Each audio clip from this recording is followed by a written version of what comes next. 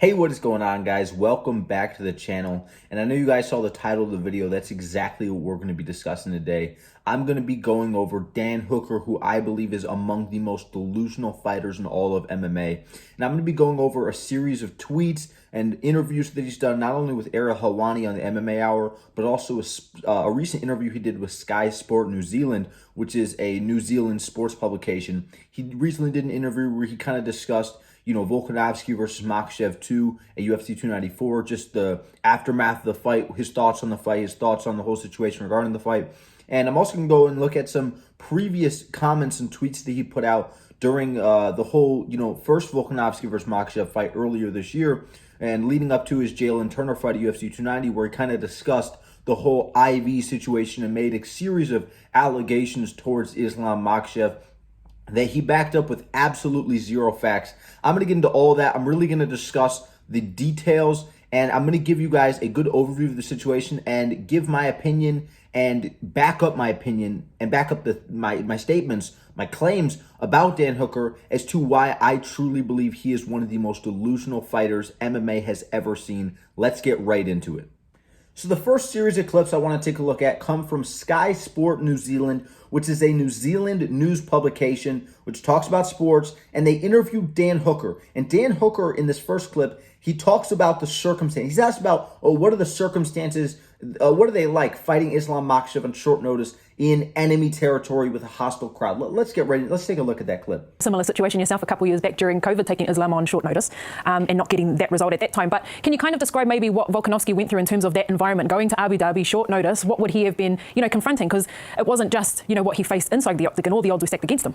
Yeah, I think that going in. You'll see that with a lot of other circumstances where there are a lot of other champions that are just unwilling to defend their belt or get their belt challenged for in Abu Dhabi. So I think anyway, Oliveira or even Sean Strickland's come out and said, I'll fight Hamza, but I'll fight him in America. I'm not going to fight him. I'm going to fly to Abu Dhabi and have a fight with him. So we just took a look at that clip, and the first thing I can say is, wow, what an absolutely embarrassing comment to make by a guy like Dan Hooker. But let's actually break down what he's saying here. So the first thing he talks about, and I'm going to put another clip on the screen shortly here, but the first thing he starts talking about is how, the circumstances are insane. And don't get me wrong, the circumstances, flying halfway across the world, fighting Islam Makhachev, the pound for pound, rightfully so, pound for pound should be pound for pound number one fighter in the world. The pound for pound king, Islam Makhachev. We all know he's the best fighter in the world. Fighting him on short notice, halfway across the world, coming off injury, sure, those are incredible circumstances. But that's not what Dan Hooker's talking about right now.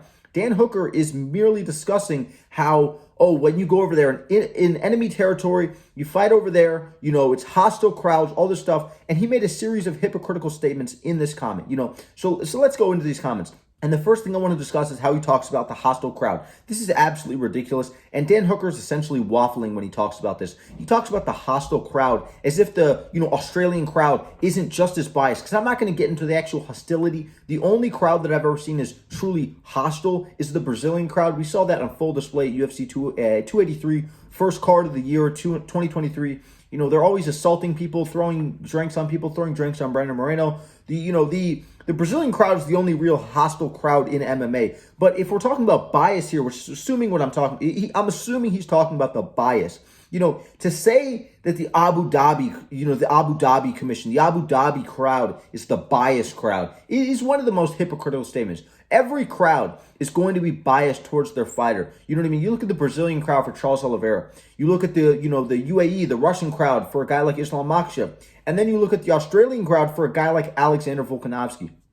And I truly believe the most biased crowd in all of MMA is the Australian crowd for a guy like Alexander Volkanovski, at least in the current state of MMA, at least in the current, the current times, it's got to be the Australian crowd. And, on full display, you guys want an example of this, go rewatch Islam Makhachev versus Alexander Volkanovski and mute the audio. It will completely change your mind. Mute the commentary, mute the audio, watch it on silent. Islam Makhachev clearly wins that fight 4-1 or 3-2. There was not a single logical argument you can make that Alexander Volkanovski won that fight. He won the last minute of the fifth round, and there's a good argument that you can make that he won the third round. That is it. He clearly lost the first round, clearly loses the second round, clearly loses the fourth round. The crowd would have you convinced that Islam Makhachev lost the 4th round of Alexander Volkanovski versus Islam Makhachev in the first fight. They would have you convinced he lost the 4th round, where he had like 4 minutes of control time. And on top of that, he was beating him on the feet before he took him down, got his back, and secured a body lock up against the fence and controlled, Alexander Volkanovski for the remainder of the round. But then he also talks about, you're going over there, going into enemy territory. You know what I mean? This is ridiculous because it's hypocritical. And the reason why is because Islam Makhachev went into enemy territory with the hostile crowd when he fought Alexander Volkanovski at UFC 284. You know what I mean? How is it not the same thing? It's the same distance. The same distance from Australia to Abu Dhabi is the same distance from Abu Dhabi to Australia. It's just the other way around. It's flipped in reverse. You know what I mean? So it's ridiculous. In fact, it's even a further distance because he's going from Russia. He's going from Dagestan. We don't really know. Islam Makhachev kind of bounces back and forth between Abu Dhabi and Dagestan, but he spends most of his time in Dagestan, at least to my knowledge. So he's flying a very far distance as well. If you really want to pull out the measuring sticks and pull out the measuring tapes and go, Alexander Volkanovski is actually going a further distance. Dude, who cares? Really, honestly, who cares? But he's talking about another comment that he makes. I'm going to put a clip on the screen right now. I think that just speaks volumes about the amount of stuff that's stacked against you by going over to there in hostile territory, a very hostile crowd. And they kind of control everything over there. They control the referees, they control the weigh-ins, they control the sanctioning body. There's a lot that gets, there's a lot that you can't really see that's stacked against you. So you can see over there. Yeah, and probably ensuring an even playing field, right? Yeah, essentially, when it can come down to that, when it can come down to a decision that the referees or the judges or the doctors or the commission can make. We saw what happened with Khabib on the scales. He hopped on the scale and the guy went, "Yep," he definitely didn't make weight. And there's other circumstances of Charles Oliveira stepping on and having his title stripped for the exact same weight miss. So it's much of a muchness though. You sign on the dotted line, you agree to the terms, and you kind of have to, it doesn't turn your way. You got to, as a fighter, you just have to take that on the chin and move on. Yeah. Dan Hooker starts talking about how, they control everything. When you go over to Abu Dhabi, you go over to the hostile crowd, you go over at enemy territory, the Abu Dhabi Commission, they control everything. One, the Abu Dhabi Commission is a made-up commission. There is no such thing as the Abu Dhabi Commission. Listen to when the fights are being announced. You listen to fights being announced, maybe in Nevada, when they're in Las Vegas, whatever. At the beginning of the fight, they'll say, John Jones versus Cyril Gane. This fight is sanctioned. That's what it is. The fight is sanctioned by the Nevada State Athletic Commission. You'll notice at the beginning of the fights in Abu Dhabi, they actually don't say anything. They literally just go on with the fight. They don't say, this fight is being sanctioned by the Abu Dhabi State Athletic Commission. Because there is no Abu Dhabi State Athletic Commission. There is no UAE, there's no UAE State Athletic Commission. These do not exist. Essentially how this works. UAE, the Abu Dhabi, they essentially give Dana White a ton of money. They give him a ton of money. They pay the UFC to come over to Abu Dhabi, to come over to UAE and put on the biggest and best fights that they can. The reason being is because it's great for business. It brings in fans, it brings in travelers, it brings in, all these different tourists and all this different thing. It brings in a ton of attraction to the land. And it's also a huge business. I mean, when has a UFC event been a net negative? When's the last time we actually saw a UFC event that was a net negative? You know what I mean? Even if it's selling low pay-per-views, 200,000 buys, it's still a net positive. You know what I mean? And at the end of the day, it's going to be a huge net positive if you have a guy like Alexander Volkanovski versus a guy like Islam Makhachev. You have Hamza Chimaev, all these different guys, Kamaru Usman on the card. It's going to be a net positive. And basically, the UFC is paid to put on the biggest, best cards that they can. It's essentially the same thing as if you had a really rich neighbor and he said, you're looking for a house, you can use as much money as you want. I have unlimited money. You can go buy the biggest and best house that you want. You don't have to spend a single dime out of your own wallet. You know what I mean? That's essentially what's happening. The UFC does not lose a single dollar going over to UAE. It is the best business deal you can possibly imagine. And the only reason why this business deal can happen is because the guys over there have unlimited money. The Saudi Arabian money is ridiculous. The UAE, the Abu Dhabi money is absolutely insane. And that's the only reason why these things are even capable of happening. But he's going over talking about how, you go over there, you abide by their rules and all this different thing. This is completely ridiculous. This is an absolute lie. And something you'll notice is the reason why you don't see a bunch of Saudi Arabian judges, a bunch of Saudi Arabian referees. Why don't you see that? We're in Abu Dhabi. It's under the, according to Dan Hooker, we're fighting under the Abu Dhabi State Athletic Commission. So why don't we see a bunch of Saudi Arabian, a bunch of Saudi Arabian judges and refs? Why don't we see a bunch of, people from Dubai or Jordan or all these Jordanian refs and judges? Why don't we see a bunch of people from the Middle East reffing and judging these fights? Oh, the reason why is because Abu Dhabi, once again, I shouldn't have to stress this. They do not have a commission. The UFC literally handpicks people from commissions within the state. They'll go and pick people from the Nevada State Athletic Commission. They'll go pick people from all these different California State Athletic Commission, whatever it is. They'll pick people that they like, certain refs and judges that they'll like, and they'll basically bring them on a side job, bring them over to Abu Dhabi, bring them over to Dubai, the UAE, and they'll essentially pay them to ref and judge those fights as essentially a side job, because it's not done through the Nevada State Athletic Commission. It's not done through a state athletic commission that's run through the United States. It's outside of the state. It's international. So they essentially bring these guys on side missions and pay them. So you're not abiding by anyone's rules, or you're not abiding by anyone but the UFC's rules. This is ridiculous. You're not abiding by the Abu Dhabi guys. But in fact, there is a difference, because when you go over and you fight in Australia, you're actually abiding by the Australian rules. You'll notice they have their own commission's rules, like how you can't use an IV, all these different things. They'll have all these different rules because they are their own commission. They have their own athletic commission, unlike UAE. So they have their own judges, their own refs. So for Dan Hooker to say, oh, well, you abide by their rules, you have their judges, their refs, and they'll make certain things go their way, this is a complete and utter lie. You know what I mean? Because when you go over a country like Australia, you're actually having to go over there and abide by their rules with their judges. So this is completely hypocritical. It is essentially a non-statement. And Dan Hooker is waffling. He talks about how, Habib held the towel. And, they just said, you're good, you made weight, when he didn't actually make weight. And I agree with that. Habib 100% should have been penalized or forced to actually hold his hands up and make weight. But it's hilarious because you got a guy like Daniel Cormier doing the exact same thing. He didn't get punished. It was under his commission. It's ridiculous. Dan Hooker is waffling, and he needs to be held accountable for such accusations.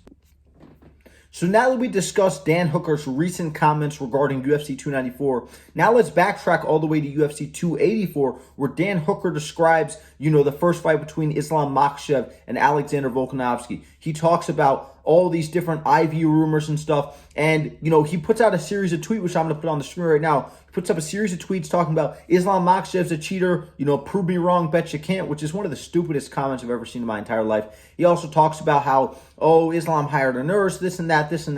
And then the only real comment made by Islam Makhachev around this time period discussing this was, you must be held accountable for such accusations. And, Dan Hooker essentially provided no evidence for this, but he made a series of comments on the MMA Hour with Ariel Helwani. We're going to go over all those comments and at least some of the key ones where he really embarrasses himself severely and shows that he does not know what he's talking about. Let's get right into it.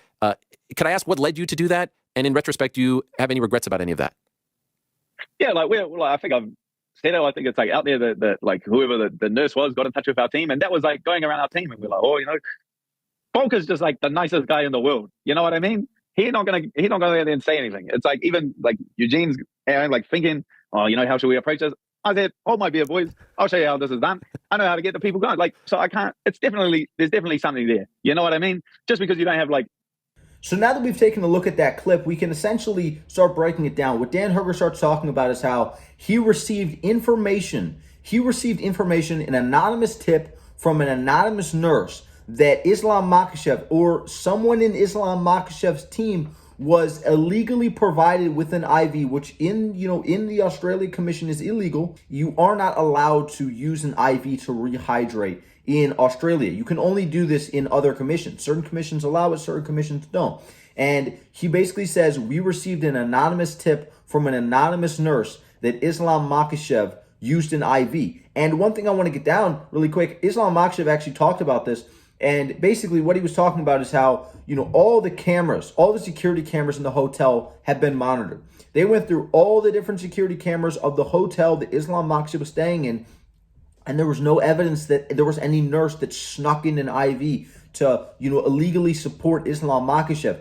And basically, Dan Hooker's just saying, I heard a rumor that there was an anonymous nurse that may or may not have provided, an IV to Islam Makhachev or someone on his team. Next, I want to take in a clip, which is one of the most damning clips I've ever seen in my entire life. Dan Hooker completely embarrasses himself in this. Let's take a look at it. Let's just take a look right now. I don't know what's going on behind the scenes or why it's not, why it didn't go any further. maybe it didn't have like the evidence to get it over the line. You know what I mean? But that doesn't, where there's smoke, there's fire. It's OJ Simpson's walking around. You know what I mean? Would you invite him to your family? Would you invite him to your family barbecue? So we just took a look at that comment, that little clip from Dan Hooker on the Ariel Helwani MMA Hour, and it was completely and utterly just embarrassing. I mean, Dan Hooker says, I don't really know what's going on behind the scenes. I don't know why it hasn't gotten over the line. Well, I'll tell you, Dan Hooker. I'll tell you why it hasn't gotten over the line, because you have absolutely no evidence whatsoever to support these claims. In fact, right now, I'm going to give a moment of silence to let Dan Hooker provide all the evidence he has to support the claim that Islam Makhachev was using an illegal IV at UFC 284. Let's hear it.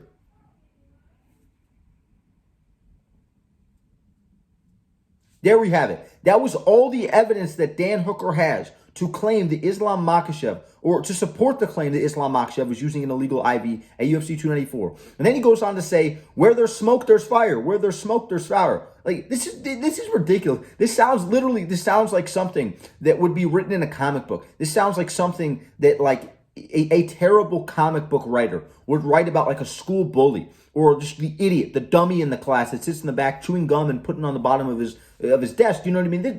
This literally seems like it's fictitious, like it's fabricated. There's no way Dan Hooker can seriously wake up in the morning and go, yeah, this is a good idea. This is intelligent. I got him. I got Islam Makhachev by the balls.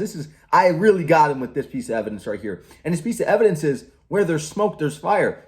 This is one of the most ridiculous claims I've ever heard in my entire life. And like MMA Joey once said, where there's smoke, there's fire. I heard a rumor. Guys, everyone watching at home, I heard a rumor. I can't tell you who it was from. I can't tell you where I heard it. But I heard a rumor that Dan Hooker and his team were having sex with kangaroos in Australia.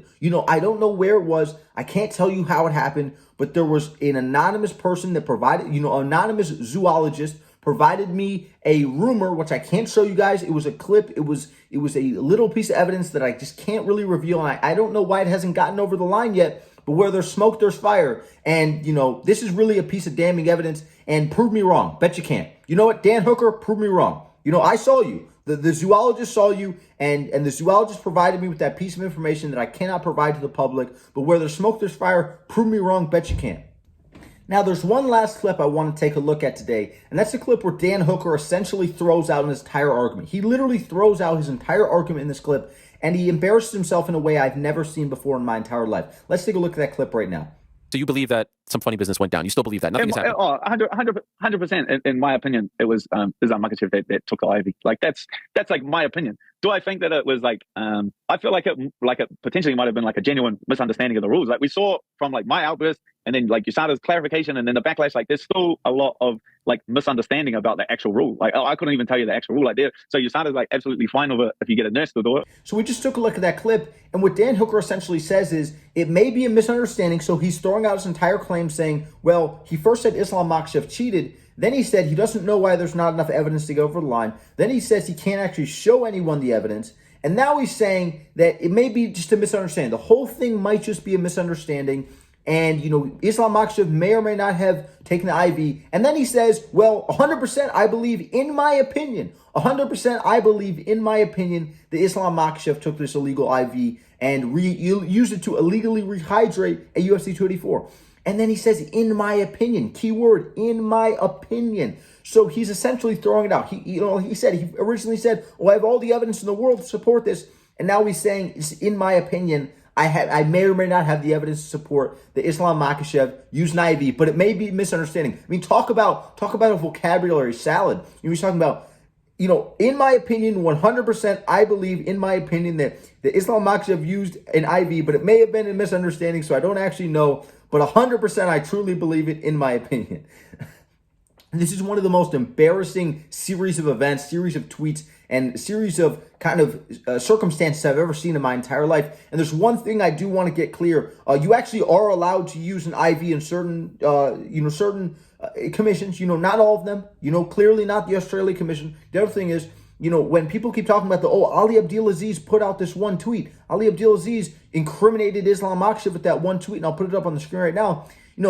Ali Abdelaziz never lied. I do not like Ali Abdelaziz. He's a sleaze. I don't like him. He's an annoying person.